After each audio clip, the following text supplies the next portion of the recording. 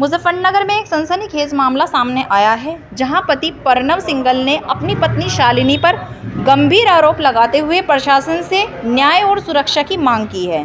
पति का कहना है कि शादी के 2 महीने बाद भी उनकी पत्नी ने उन्हें स्वीकार नहीं किया और वह बार बार वकालत की धमकी देती रही। इस मामले को लेकर शहर में चर्चाओं का दौर जारी है। रुड़की रोड स्थित मिर्च मसाला रेस्टोरेंट में आयोजित प्रेस वार्ता में प्रणव सिंघल ने कहा, मैं और मेरा परिवार पूरी तरह से डरे हुए हैं। मुझे बार बार धमकियां दी जा रही हैं। मैं प्रशासन और गणमान्य अधिकारियों से न्याय की गुहार लगाता हूं ताकि मेरे साथ किसी अनहोनी की घटना न हो। उन्होंने यह भी कहा कि उन्हें डर है कि कहीं मेरठ और खतौली जैसी घटनाएं उनके साथ भी न हो जाएं।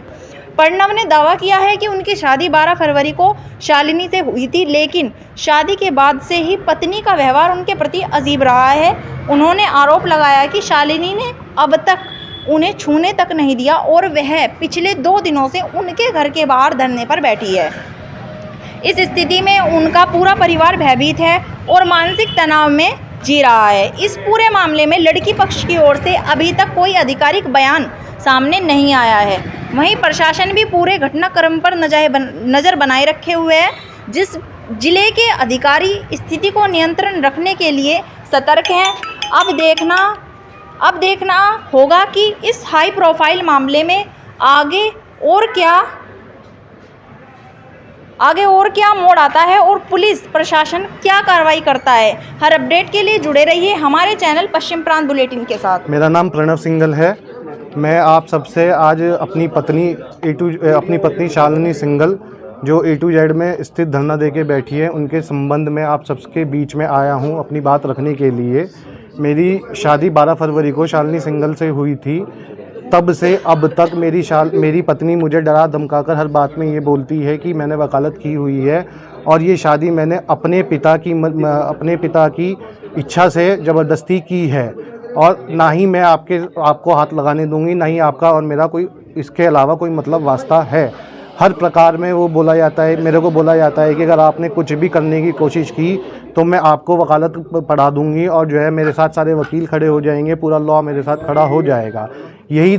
इसी प्रकार की प्रतिक्रिया, धमकी की प्रतिक्रिया उसके परिवार के लोगों द्वारा और रिश्तेदारों द्वारा मेरे को और मेरे परिवार को लगातार दी जा रही हैं। अच्छा, घर के बाहर वो आपके धरने पे बैठी है, किसी तरह की बात करने का प्रयास किया उससे आपने? जी सर, बड़े लोगों ने, जितने भी हमारे बड़े लोग लगे हुए हैं बीच में, उन्होंने सबने उससे उन लोगों से बात करने का प्रयास किया है। आप क्या रहना चाहते हैं उसके साथ या नहीं? सर, अब जो संडे से मतलब इतवार से जो स्थिति हो रही है, हम सभ्य परिवार से लोग आते हैं और इस परिवार की उन लोगों ने अगर बातचीत करनी थी तो बातचीत करके कमरे में सुलझ सकता था ये मसला, लेकिन उन लोगों ने इस तरह से धरना करके अब स्थिति किसी प्रकार की नहीं छोड़ी है। और अगर मैं अब इस स्थिति में हूँ कि मैं उसको घर में रखता हूँ तो मेरे साथ कुछ भी हो सकता है, क्योंकि मेरे को बहुत डराया धमकाया जा रहा है हर बात के लिए। आपने जो आरोप लगाए उनका सबूत क्या है? सर, उनका सब कुछ सबूत है मेरे पास। समय आने पर आप सबके सामने आ जाएगा। और दूसरी बात, हम लोग भी एक लड़की वाले हैं, हमें भी पता है, तो मैं चाहता हूं कि किसी के भी मान सम्मान को ठेस ना पहुंचे। जो गलती उन्होंने की वो गलती हम ना करें। किसी की भी लड़की के बारे में हम कुछ गलत शब्द ना यूज़ करें। दोनों परिवार की सहमति से धूमधाम से शादी नहीं हुई थी क्या? जी बिल्कुल सहमति से हुई थी सर, लेकिन लड़की का कहना है कि मेरी सहमति नहीं थी। ये स्थिति क्यों पैदा हुई इतनी जल्दी? आपके साथ वो हनीमून पे भी गई है? सर, हनीमून पे गई है और हनीमून हमारा 12 दिन का था। हम बीच में उस हनीमून को हमें छोड़ के आना पड़ा। 6 दिन में ही हम वापस आ गए थे। 21 तारीख को हम यहाँ पे आए हैं और 22 तारीख से सभी बड़े लोगों के बीच में बैठ के बातचीत चल रही है।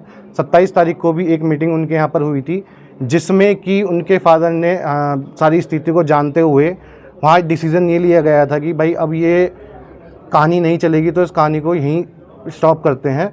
और उनके फादर ने, पवन सिंघल जी ने 1-2 दिन का समय मांगा था। अगर वे आपके साथ रहते हैं तो क्या आप उनके साथ रहना चाहेंगे?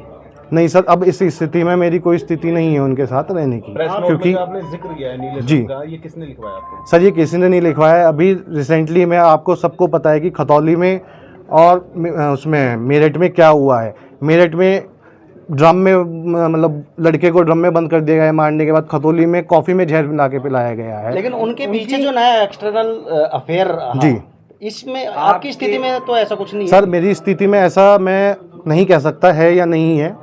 इस चीज़ का तो सब लोगों को बाद में ही पता चलेगा क्या चीज़ इसमें है, क्योंकि गलती अगर मेरी है तो मुझे पता है, गलती अगर लड़की की है तो लड़की को पता है। आप अपने मान सम्मान की बात कर रहे हो, लड़की आपके घर के बाहर बैठी है, अगर लड़की आई थी घर पे अपने, जी। क्योंकि उसका ससुराल है, तो आप लोगों ने उसको अंदर एंटर क्यों नहीं दिया? सर जिस दिन वो घर पर आई थी उस दिन हम लोग कोई भी घर पर नहीं थे।